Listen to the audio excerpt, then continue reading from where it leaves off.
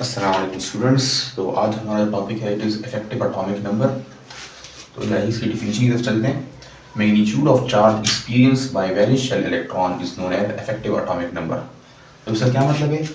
Valence shell में जो electron present होता है वो न्यूक्लियस की फोर्स को जितना एक्सपीरियंस करता है, जितना अमाउंट वो एक्सपीरियंस करेगा, जितनी फोर्स उस पर लगेगी न्यूक्लियस की, उस अमाउंट को, उस चार्ज को हम कहते हैं इफेक्टिव एटॉमिक नंबर।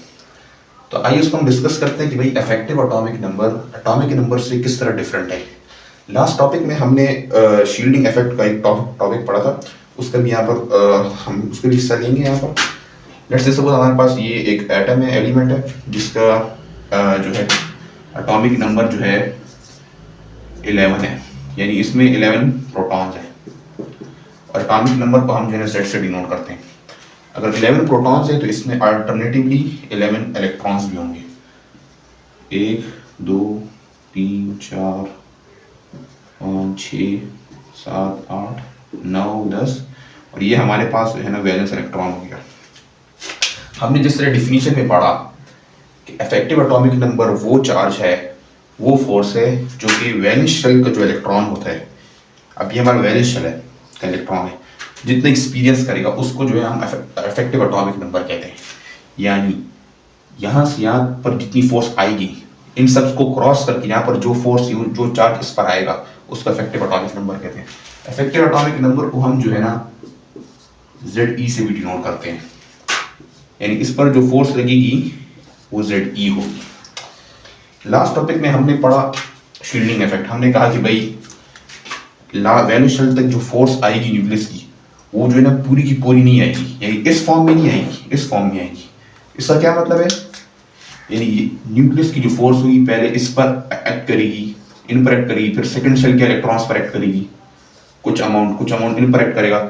इन सब के बाद जब इन पर एक्ट कर लेगी, उसके बाद आखिर में कहीं जाकर इस तक की फोर्स आएगी। तो जितनी फोर्स ये एक्सपीरियंस करेगा उसको हम इफेक्टिव एटॉमिक नंबर कहेंगे। अगर हम इसके लिए एक डेरिवेशन, एक रिलेशन अगर हम ड्रॉ करना चाहें कि भाई इफेक्टिव एटॉमिक नंबर को हम किस तरह रिलेट कर सकते हैं एटॉमिक नंबर के साथ, ये इफेक्टिव एटॉमिक नंबर है। हमने कहा न्यूक्लियस की ओवरऑल जो फोर्स होती है, इन कंबाइंड जो फोर्स होती है, ओरिजिनल फोर्स, वो हमारे पास क्या है? एटॉमिक नंबर Z है। ये न्यूक्लियर चार्ज है पूरा।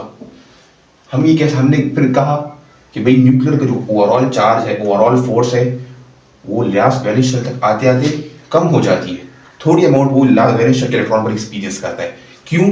Due to the shielding effect that is provided by inner electrons. हम कह सकते हैं शील्डिंग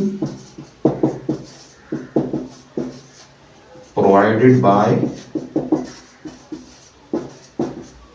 इनर इलेक्ट्रॉन्स, यानी कि effective atomic number is equal to original charge minus shielding effect या shielding provided by inner electrons, that is known as effective atomic number.